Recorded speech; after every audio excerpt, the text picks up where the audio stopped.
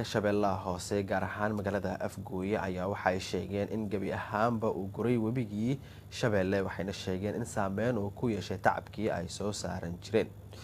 wariyaha magaalada Afgooye nooga soo warrama Cabdiweli Cali online ayaa inoo soo warramay. waa wax inta badan aan dhicin in gabi ahaanba webiga Shabeelle uu noqdo mid maran oo aanan wax biyo ah ku jirin balse labadii sano ee u dambeysay waxaa dhowr jeer noqday mid haawanaya webiga Shabeelle oo bartamaha ka mara deegaano iyo degmooyin ka tirsan gobolka Shabeellaha Hoose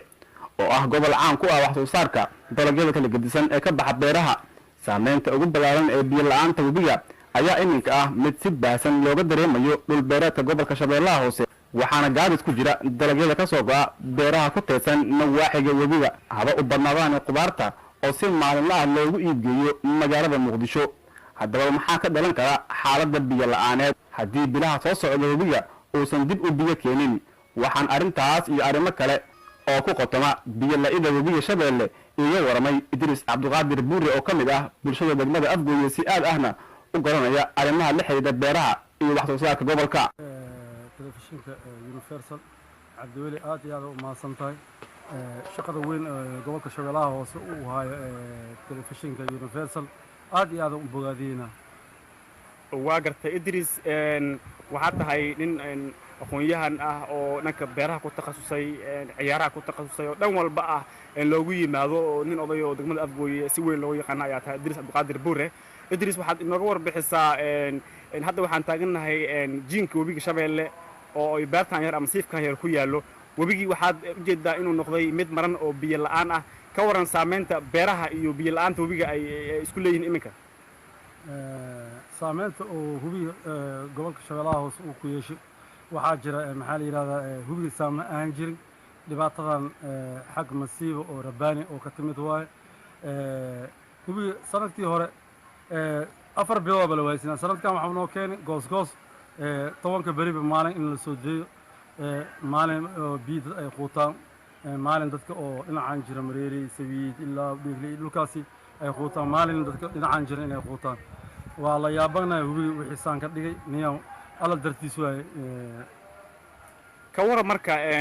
beerihii iyo dalagyadii ka imaan jiray hareeraha webiga iyo dhammaanba beerahan ku yaala degmada Afgooye iyo nawaaxigeeda saameyn intee leeg ayay ku yeelatay marka biyo la'aanta webiga maadaama beeraha inta badan waraabka ay dhanka biyaha webiga u imaan jireen? waxay aad iyo aad ugu yeeshatay dhanka khudaarta sanadkan waxaa waaye ina oo tan oo rabadaanka lagu suumi jiray in la waayaa dhici karto aad iyo aad biyo yar u haysaa. waxaan bulshaweynta uga codsan lahaa inay ceelal iyo gargaar haddii loo heli karo beeraleyda in ceelal loo qodo oo maxaa la yidhahdaa oo si dalag fiican uu usoo go'o markii webiga guro oo ceelashaas ay u isticmaalaan. waxaan kaloo bogaadi lahaa webiga Shabeelle qashin ayaa buuxiyey. qashinkaasna wuxuu aad iyo aad oo dhib ugu hayaa bulshada degan degmada Afgooye. maxaa dhacay qashinkii webiga in la qodo baldoosyo la geliyo la qodo la nidaamiyo la nadiifiyo rabaa. haddii saas la helayna wuxuu fatahaad ku samaynayaa degmada Afgooye xaafadaha qaarkooda waa laga baxaa haddii webiga soo buux dhaafiyo dhibaatadaas oo lagu qabaa. Idris hadda haddii la waayo maamul iyo hay-ado arrintan u istaaga oo biyaha inta ay maqan yihiin webiga ku sameeya qashin bixin oo ka soo saara qashinka iyo meelaha webiga uu dhexda uu buuraha ka noqday burburiyo haddii la heli waayo maxaa marka la gudboon bulshada ku dhaqan hareeraha webiga ilaa gobolkan Shabeellaha Hoose beeraha meelaha ay maraan oo idil ama degmada Afgooye maxaa la gudboon in ay markaas ay sameeyaan? bulshada waxaa la gudboon inay isku duubnaadaan dad oo haddii maamul oo wax sameeya la waayo inay isku xirmaan oo si qashinkaas isiga dhaqaajiyaan biyo xireen inay sameeyaan buurar inay samaystaan. ninba jawaan iyo laba jawaan wuxuu keeni karo carad dhinacyaa laga wada tuurto caradaas wixii laga bixi karo maxaa la yidhaha webiga laga wada bixiyo si iskaashi inay iskaashtaan dhammaantooda bulshaweynta ku nool degmada Afgooye xaafadaha ay ka kooban tahay in la iskugu yimaado iskaa wax u qabsaa la dhihi jiray markii horeba ninbo dowladihii hore iskaa wax u qabsaa la dhihi jireen jawaanyaa wax lagu shubi jiray biyaha la iskaga xiri jiray. Idris marka qudaarta ka soo go'da beerahan ma waxay u badnaayeen kuwa cabay jiray ama lagu waraabin jiray beeraha biyaha webiga Shabeelle mise beeraha inta badan wax u qodan hadda ceel biyoodyo ay ku waraabsadaan dalagyada yar? beeraha inta badan waxaa waraabi jiray waxaa aan deeqsin karo aan nafaqo webiga